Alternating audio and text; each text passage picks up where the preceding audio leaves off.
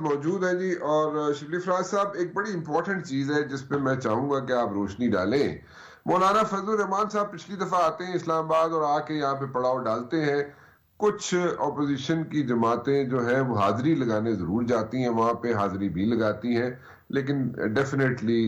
मैं बड़े वसूख से कह रहा हूं कि वो जो जमातें थी वो जब जाती थी उनके जलसे में तो किसी ना किसी से पूछ के जाती थी, और खैर जाती थी वापस आ जाती थी, लेकिन उनका साथ नहीं दिया और मौलाना साहब को अल्टीमेटली वापस जाना पड़ा। आज भी एक एलानिया आता है पीडीएम की तरफ से, उस पर कोई रोशनी डालना चाहेंगे? पीडीएम के एलानिया की तरफ जाना चाहेंगे आप? देखें, ये आपने दुरुस्त कहा कि मौलाना साहब के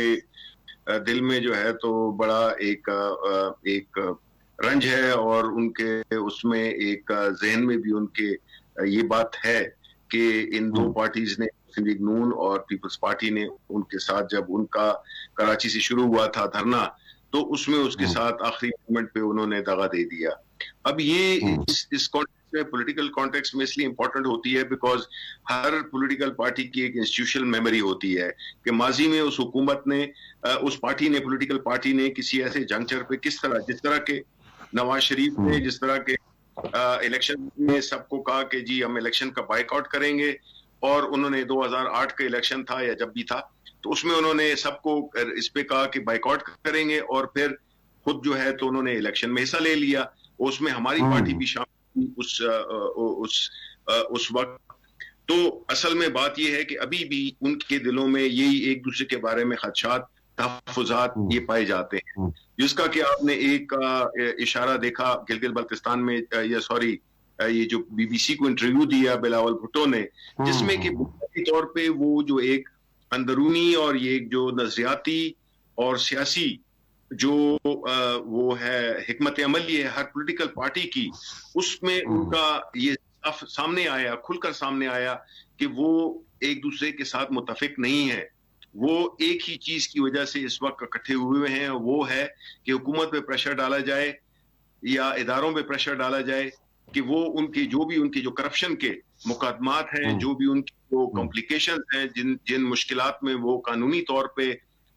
घिरे हुए हैं, उससे कुछ रिलीफ मिल सके। अब वो हो नहीं पा रहा बिकॉज एक तरफ ऐसी गवर्नमेंट है जो कि बिल्कुल उनको कोई एनआरओ नहीं देगी, तो दूसरी तरफ ये है कि उनकी पजीराई मिल नहीं रही, क्योंकि जो उन्होंने बयानिया अपने जलसों में लिया है, चाहे वो गुजरांवाला में हो, एपीसी की तकरीर से लेकर आप गुजरांवाला जाएं, आप गुजरांवाला के बाद कराची जाएं, वहां पे कायदे आजम के मज़ार की बेहुरमती देखें, उसके बाद बलूचिस्तान में देखें, वहां पे आजाद बलूचिस्तान का नारा लगाना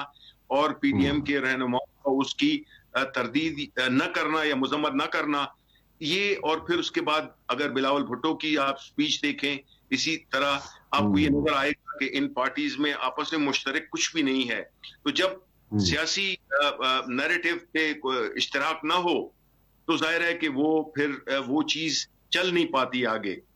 और आज भी इन्होंने जिक्र किया अपने एलामिये में कि जिसमें 13 को फिर बैठेंगे और 14 को, 15 को फिर इसकी तौसीक करेंगे इन्हीं अपने मीसाक की। आप मुझे ये बताएं कि इसको बने हुए काफी अरसा हो गया है और अभी तक इनको पता नहीं था कि ये इन्होंने मीसाक क्या है, इनकी क्या डायरेक्शन क्या है। अभी ये असर नौ जो है तो उसको बना रहे हैं, तो अभी तक क्या कर रहे थे और किस हिकमत अमली पे चल रहे थे। ये सारी चीजें शो करती हैं कि जो अपोजिशन का जो ये पीडीएम का जो एक इन्होंने एक नाटक सा बनाया हुआ है, वो आए दिन एक्सपोज होता रहता है, आए दिन एक्सपोज होता रहता है, और आर्गुमेंट्स बड़े कमजोर से कमजोर होते जा रहे हैं। अगर आप मौलाना की भी तकरीर देख लें